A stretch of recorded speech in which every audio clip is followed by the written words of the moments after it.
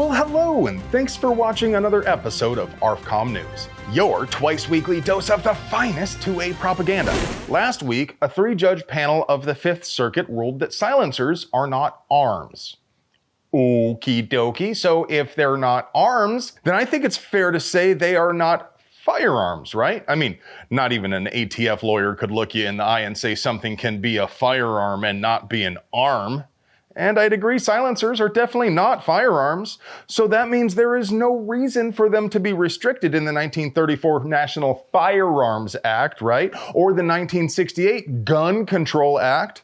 And that means there is certainly no reason we should have to keep filling out a 4473 to buy one. Doesn't make sense. Doesn't make sense. How can you have it both ways? And if it isn't a weapon, then why does it need to be regulated? And if it doesn't need to be regulated, it doesn't even pass the rational basis test, which is the lowest possible hurdle for the government to pass to defend their stupid law. But hey, I'm not a lawyer because my parents were married and it would be impossible for us to produce quality 2A propaganda without sponsors. So let's pay some bills. Today's video is sponsored by Vortex. The proven Crossfire sight is now available in new flavors. Same great affordable bomb-proof reflex sight with a 2 MOA reticle and 50,000 hour battery life, backed up by the Vortex no questions asked VIP warranty, but now it's available with a tan finish or a green dot.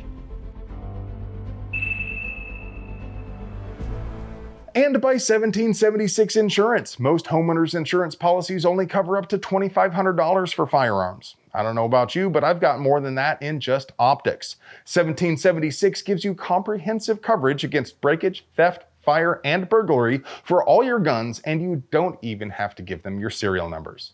And by Aguila Ammo. ARs can be hungry little beasties, but rifle ammo usually comes in boxes of 20 when standard magazines hold 30. That's dumb, and it makes puppies sad. So Aguila now packages their 5.56 in 30-round boxes. It's also available in sealed plastic battle packs to keep your ammo tasting fresh for the Pocky Lips. You may have heard that President Trump issued an executive order to roll back all the bullshit anti-gun federal regulations. And like finding out your Airbnb came with a free pizza, that might sound great at first, but then you find out the person in charge is Pam Bondi.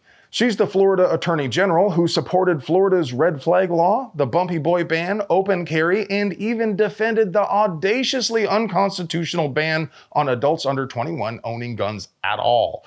And she's only got 30 days, and Trump told her to start with the stuff passed under Sleepy Joe. So the message is real clear here. They obviously have no intention of rolling back EOs dating back to the Reagan era that restricted imports under the sporting purposes clause of the 68 GCA.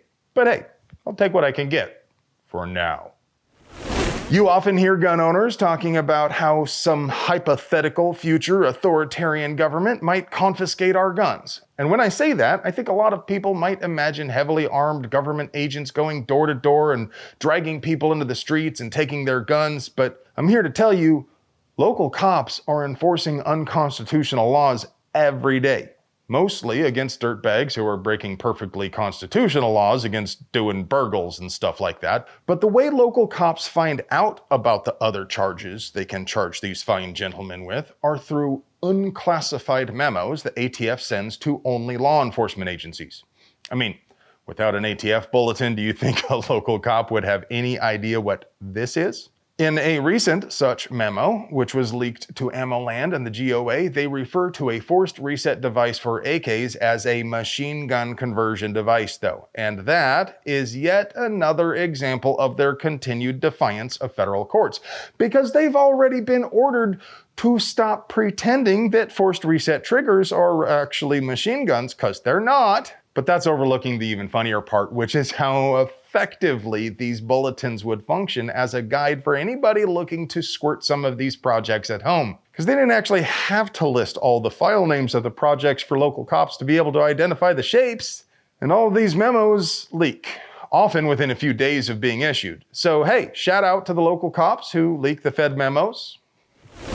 So it turns out the ATF has been spying on us with facial recognition software. Now, I know, that's hardly surprising. But the fun part is they just let their employees loose on facial recognition systems owned by other agencies like a pack of meth-fueled trash pandas without any training on civil liberty issues, dangers of misidentification, or even how to use the technology. The GOA expressed concerns the ATF might use this facial recognition software alongside that totally not searchable illegal gun registry the ATF swears they don't have. And of course, your politicrators are considering right now whether to give LE agencies more funding for advanced analytics and whatnot.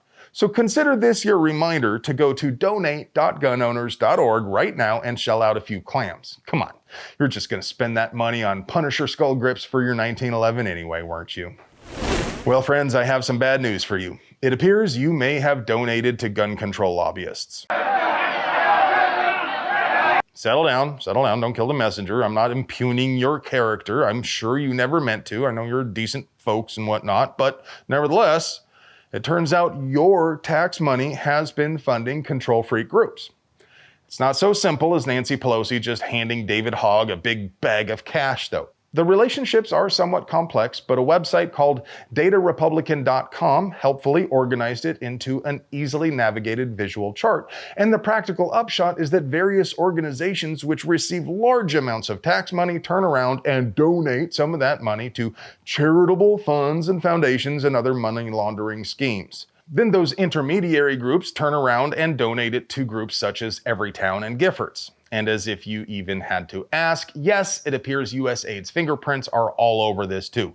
There are a lot of things about this dystopian cyberpunk future we have found ourselves in that are worthy of your derision, but one thing I'm finding rather refreshing is this new transparency.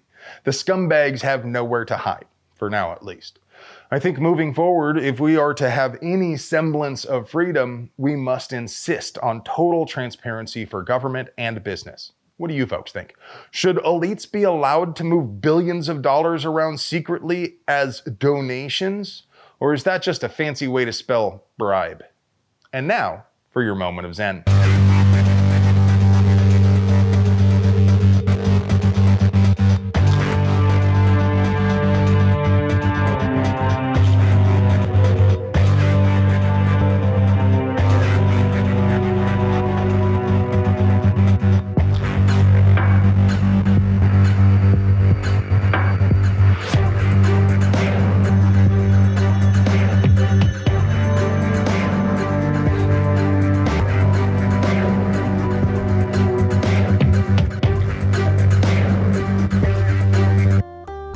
Hey friend, do you like pews and pew-related things?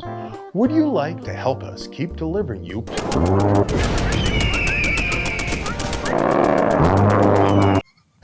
We literally couldn't pay the bills without our sponsors, so do us a solid and get yourself something nice from them. You deserve it. I love you.